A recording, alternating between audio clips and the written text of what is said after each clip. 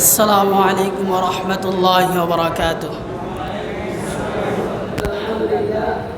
الحمد لله حمد الشاكرين والصلاة والسلام على سيد الأنبياء والمرسلين.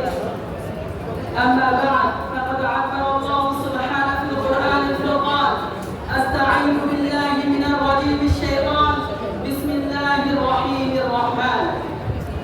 لقد كان لكم في رسول الله أسوة حسنة. প্রিয় উপস্থিতি, আজকে এমন একটি সময় আমি আপনাদের সামনে দণ্ডায়মান হয়েছি, সেই সময়ের কথা বলার জন্য, যে সময় সমাজ ছিল অন্ধকার, জুলুম, খুন, ধর্ষণ, অত্যাচারে নিমজ্জিত। তারা নিজের হাতে নিজের কন্যা সন্তানকে জীবন্ত মাটিতে পুঁতে ফেলতে দ্বিধা করত না। ফুটফুটে কন্যা শিশু সেই আত্মনাদের হৃদয় চিৎকার, তাদের অন্তরে একটু মায়া উদ্রেক হতো না। ঠিক এমনই সময় আল্লাহ সুবহানাহু ওয়া তাআলা একটি দীপ্ত আলোক পুঞ্জের উদয় করলেন, যার আলোর উদ্ভাসে গোটা সমাজ আলোকিত হয়ে গেল।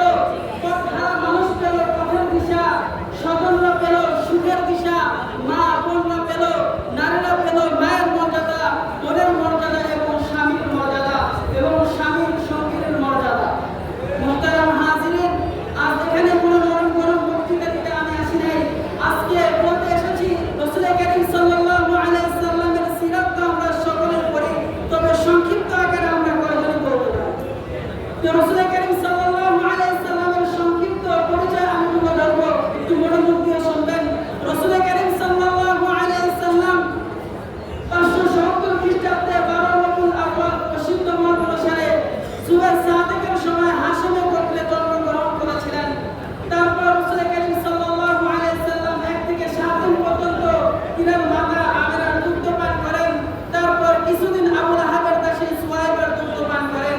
এরপর 1 থেকে 5 বছর হালিমা সাদিয়ার সৌভাগ্যের দুধ পান করার অর্জন হয় এবং 1 থেকে 5 বছর রাসূল কারীম সাল্লাল্লাহু আলাইহি সাল্লাম তার কাছে অবস্থান করেন। 6 বছর বয়সে যখন আমার রাসূল উম্মত হলেন, তখন মদিনা ফেরার পথে মা আমিনা ইন্তেকাল করেন এবং 7 বছর বয়সে রাসূল কারীম সাল্লাল্লাহু আলাইহি সাল্লামের দায়িত্ব আব্দুল মুত্তালিব দায়িত্ব ভাগ গ্রহণ করেন এবং 8 বছর বয়সে আমার রাসূলের দাদা আবু মুত্তালিব ইন্তেকাল করেন। তারপর আবু তালেব তার চাচা রাসূল কারীম সাল্লাল্লাহু আলাইহি সাল্লামের দায়িত্ব ভাগ গ্রহণ করেন।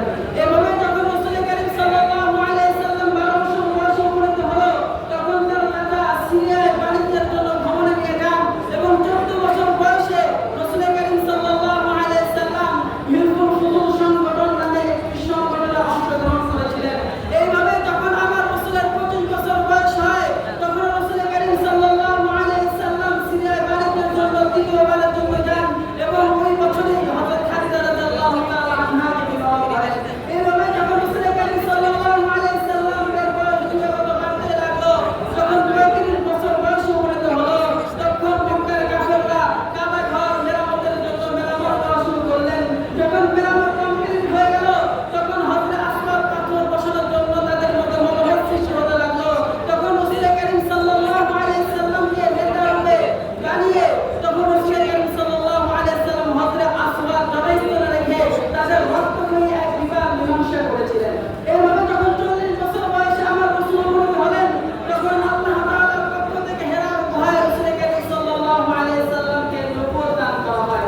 এরপর থেকে রাসূল কারীম সাল্লাল্লাহু আলাইহি সাল্লাম দীর্ঘ 4 বছর গোপনে আল্লাহর পথে মানুষকে দ্বীনের পথে, ইসলামের পথে আহ্বান করতে লাগলেন এবং নবুয়তের 5ম বছরে তাদের নির্যাতনের শিকার হয়ে কিছু সাহাবাকে হিজরত করে আদেশ দিয়েছিলেন আবিসিনিয়া এবং ইসলামের নবুয়তের 6ম বছরে হামজা রাদিয়াল্লাহু তাআলা আনহু ইসলাম গ্রহণ করেন এবং নবুয়তের 7ম বছর হতে 10ম বছর পর্যন্ত রাসূল কারীম সাল্লাল্লাহু আলাইহি সাল্লাম দীর্ঘ 3 বছর আর্থিক এবং সামাজিক সমস্ত যোগাযোগ বিচ্ছিন্ন হয়ে তাদেরকে জুলুম নির্যাতনের শিকার হতে হয়।